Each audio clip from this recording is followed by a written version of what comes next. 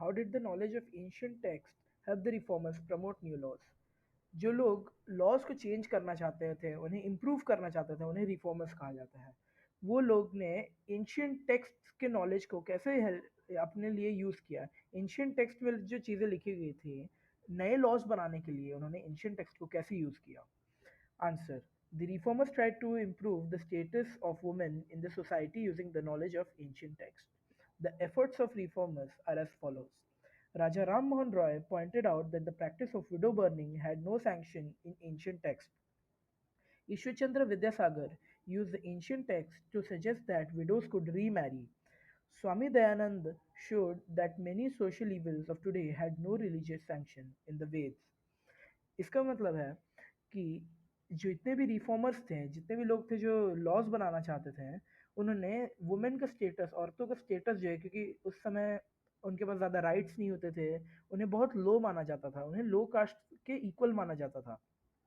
तो वो जो है वुमेन का स्टेटस को इम्प्रूव करने के लिए एंशियंट टेक्स्ट, जो पुराने वेद थे, जो पुराने एंशियंट टेक्स्ट थे, उन्हें यूज़ करके देखे थे। यहाँ पे एक का नाम दिया गया है, राजा राम मोहन रॉय ने बताया गया था कि विडो बर्निंग यानी सती प्रथा जो की जाती थी उस समय, एंशियंट टेक्स्ट में कहीं भी वो चीज़ नहीं लिखा गया था। तो इसलिए जो है सती प्रथा कभी भी ज़रूरी है नहीं।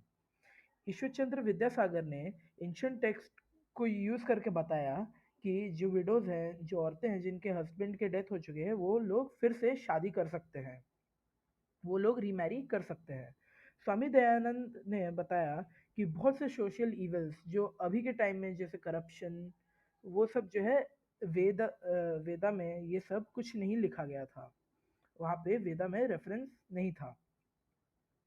सोशल इवल्स यहाँ पे बताया गया है, चीज़ें जो कि अच्छी नहीं है लेकिन फिर भी उन्हें किया जाता है जस्ट बिकॉज वो एंशियंट टेक्स्ट में है। फॉर एग्जाम्पल सती प्रथा। Question number 2।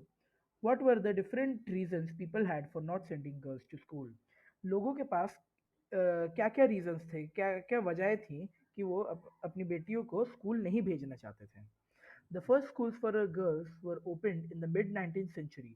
People feared to send their girls to school as they feared that schools would take away girls from home, prevent them from doing their domestic duties. They felt that girls should stay away from public places.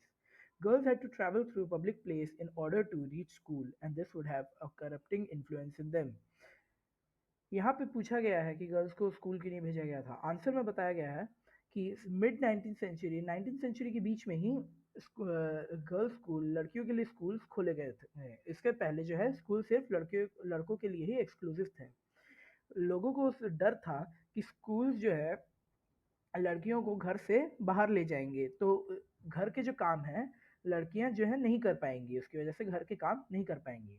उन्हें लगता था कि क्योंकि school जाने के लिए लड़कियों को पब्लिक प्लेसेस से गुजरना पड़ता था, वो वहाँ का जो इन्फ्लुएंस है, वहाँ जो है एक करप्टिंग इन्फ्लुएंस, उनको जो है आदतें लग जाएंगी जो नहीं लगनी चाहिए।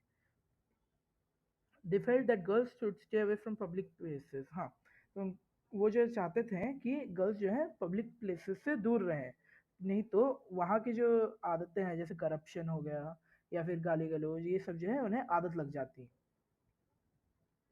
Question number 3। Why were Christian missionaries attacked by many people in the country? Would some people have supported them too? Why were Christian missionaries attacked by people in our country? Would some people have supported them too? If so, for what reasons? Christian missionaries वो लोग होते हैं जो लोग एक particular religious group के होते हैं, और वो इधर उधर घूमते हैं अपने रिलीजन को, अपने फेथ को प्रमोट करने के लिए, या फिर वो जो है अपने फेथ के नाम पे सर्विसेज भी ऑफर करते हैं। यहाँ पे स्पेसिफिकली बताया गया है क्रिश्चियन मिशनरीज, यानी वो लोग जो अपने धर्म क्रिश्चियनिटी को प्रमोट कर रहे थे हमारे कंट्री में। यहाँ पे इसका आंसर, यहाँ पे पूछा गया कि क्रिश्चियन मिशनरीज जो हैं वो हमारे कंट्री में आते थे, तो बहुत लोग हमारे कंट्री में अटैक करते थे, और बहुत लोगों ने सपोर्ट भी करते थे। और ये किस लिए होता था? Christian missionaries were attacked by many people in our country because people did not support the activities of Christian missionaries. Further, Hindu nationalists felt that Hindu women were adopting Western ways and this would corrupt Hindu culture and destroy our family values. Some people have supported the activities of Christian missionaries because Christian missionaries during the 19th century began setting up schools for tribal groups and lower caste children. This education made them capable to adjust with the changing world. Christian missionaries commended sati system and child marriage. They set up many schools for women where women were trained so that they can support themselves economically. यहाँ पे बताया गया है कि Christian missionaries जो हैं बहुत लोगों ने उन्हें अटैक किया, मतलब बहुत लोगों ने उन्हें मारा पीटा, उन्हें धमकाया।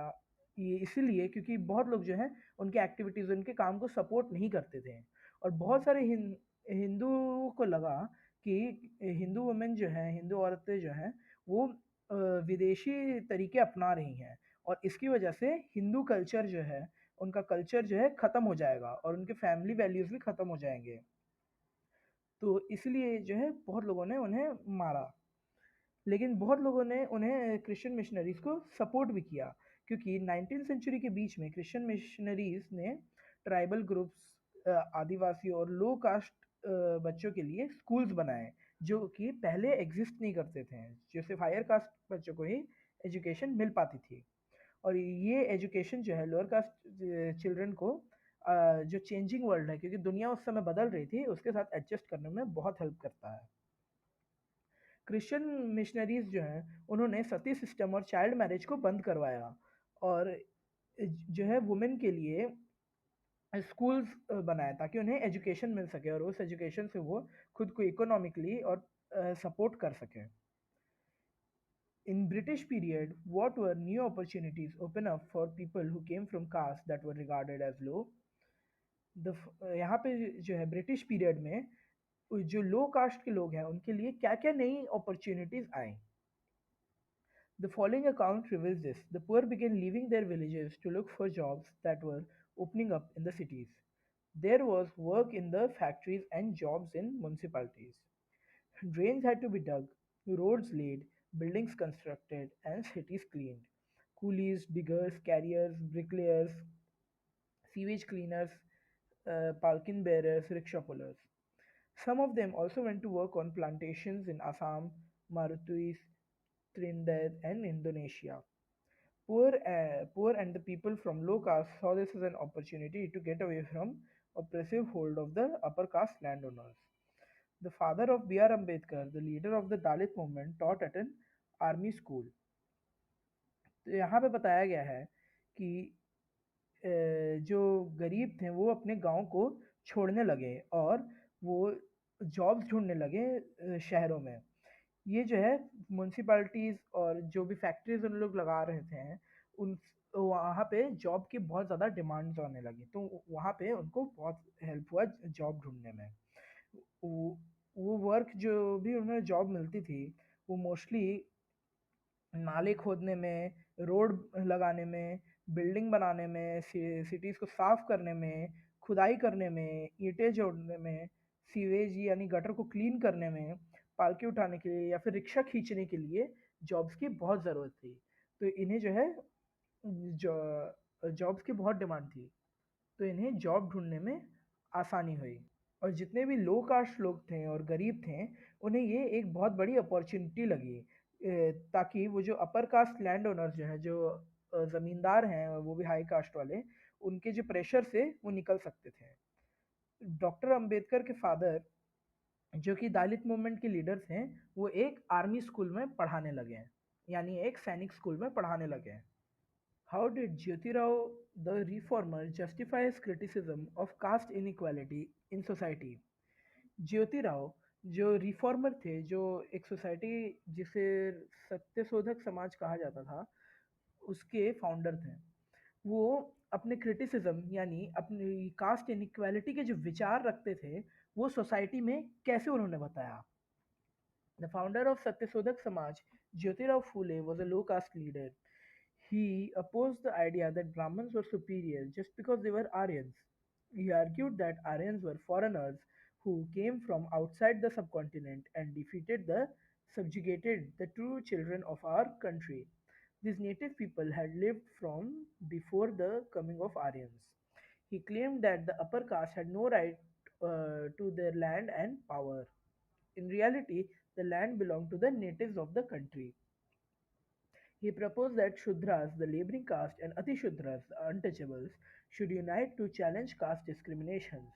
By writing the book Gulamgiri, which means slavery in 1873, Jyoti Rao justified his opinion about caste inequality in our society. यहाँ पे बताया गया है कि उन्होंने बोला कि ब्राह्मण ऊपर इसलिए सिर्फ नहीं है क्योंकि वो आर्यन है। उन्होंने बताया आर्यन जो है क्या होता है, आर्यन एक कास्ट है, आर्यन एक कास्ट है। तो फिर यहाँ पे बताया गया है क्योंकि ब्राह्मण आर्यन है तो इसलिए वो हमसे ऊपर नहीं है। ज्योतिराव ने बोला कि आर्यन जो है एक फॉरेनर है जो कि सब कॉन्टिनेंट यानी इंडिया के बाहर से आए हैं, और उन्होंने जो एक्चुअल आर्यंस थे, जो एक्चुअल वो लैंड के नेटिव्स थे, उन्हें हरा दिया था, जो कि वहाँ पे स्टार्टिंग से रह रहे थे आर्यंस के आने से पहले।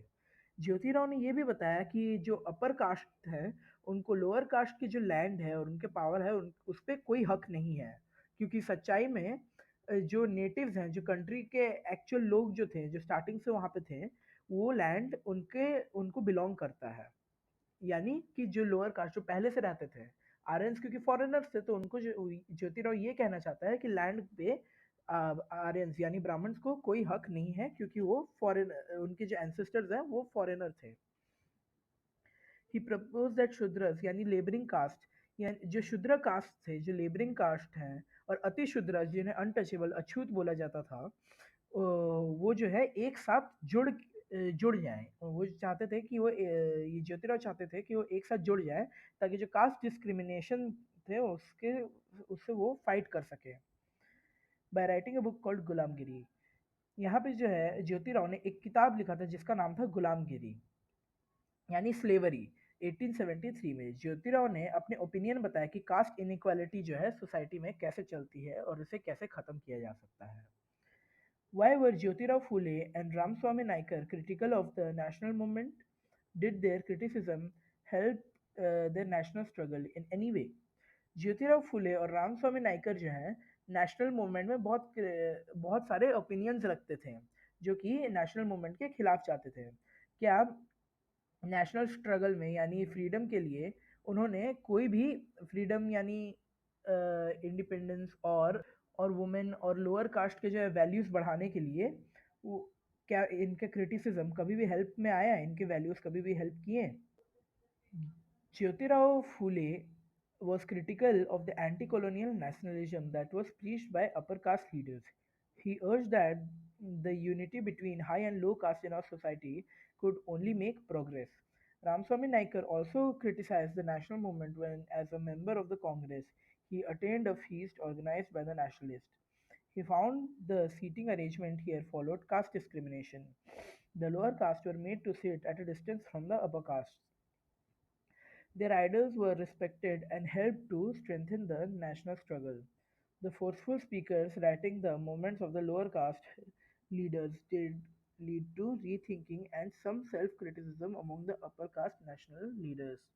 Jyotirao Phule was critical of the anti-colonial nationalism. पहले ये जानते हैं एंटी कॉलोनियल नेशनलिज्म क्या होता है? एंटी कॉलोनियल नेशनलिज्म मतलब कि जब कोई लोग जो एक्सक्लूडेड फील करते हैं, जैसे लोअर कास्ट, पहले के टाइम लोअर कास्ट या वुमेन जो सोचते थे कि हम यहाँ के पार्ट नहीं है, लोग उन्हें जो है भगा देते थे हर जगह से, उन्हें फील कराते थे कि वो उनका पार्ट नहीं है। जब खुद को एक कम्युनिटी का पार्ट समझने लगते हैं और समझने लगते हैं कि हाँ हम इनके इक्वल हैं, तो इसे एंटी कॉलोनियल नेशनलिज्म कहा जाता है। तो ज्योतिराव फूले बता रहा था कि एंटी कॉलोनियल नेशनलिज्म को वो बहुत ज़्यादा क्रिटिकल मानते थे, मतलब बहुत ज़्यादा वो सपोर्ट करते थे। और ये एंटी कॉलोनियल नेशनलिज्म जो है अपर कास्ट लीडर्स ने भी सपोर्ट करना चालू किया और लोगों को बताने लगे कि एंटी कॉलोनियल नेशनलिज्म को जो है अपना लो। और उन्होंने बोला ज्योतिराव ने बोला कि ये जो है बहुत ज़रूरी है हाई और लो कास्ट को इक्वल बनाना, तभी जाके हम लोग जो है एज अ कंट्री प्रोग्रेस कर पाएंगे।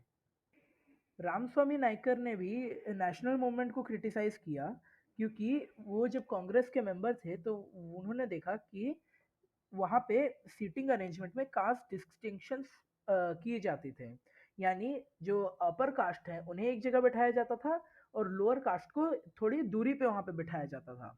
और बट यहाँ पे क्या होता था, ये बस डिफ्रेंशिएट करने के लिए होता था, और यहाँ पे जो लोअर कास्ट और अपर कास्ट दोनों के जो है आइडियाज़ को रिस्पेक्ट किया जाता था, उनके वैल्यूज़ को रिस्पेक्ट किया जाता था और वहाँ पे इक्वालिटी होती थी, ताकि जो भी नेशनल स्ट्रगल है वहाँ उसको हम लोग बढ़ाव दे सकें, उसको अ, हम लोग स्ट्रेंथन कर सकें। The forceful speeches, writings, and movements of the lower caste leaders did lead to rethinking of some self-criticism among the upper caste nationalists. इसका मतलब है कि जो जितने भी लोअर कास्ट लीडर्स ने बुक्स लिखे, राइटिंग्स लिखे हैं, और वो सब पढ़ के जितने भी अपर कास्ट के लोग हैं, उन्होंने भी एक बार दोबारा सोचा कि इक्वालिटी ले आनी चाहिए।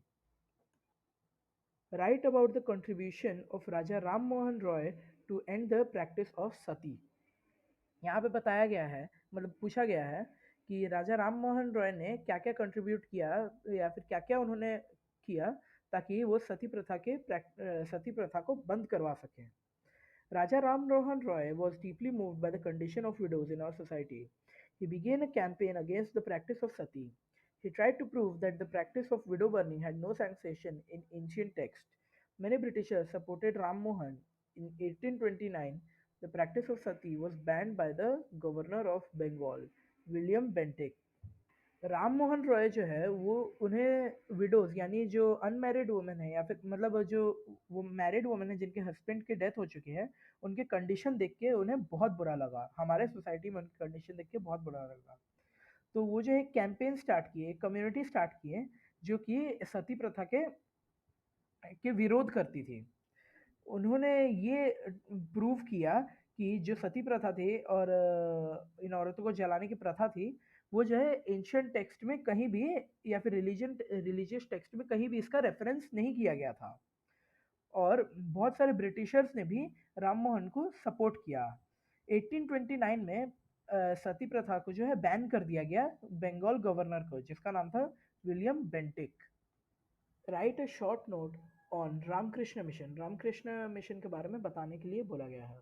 Ramakrishna mission was founded by Ramakrishna's chief disciple Swami Vivekanand in 1897. It's an organization which forms the core of worldwide spiritual movement known as Ramakrishna movement or Vedant movement.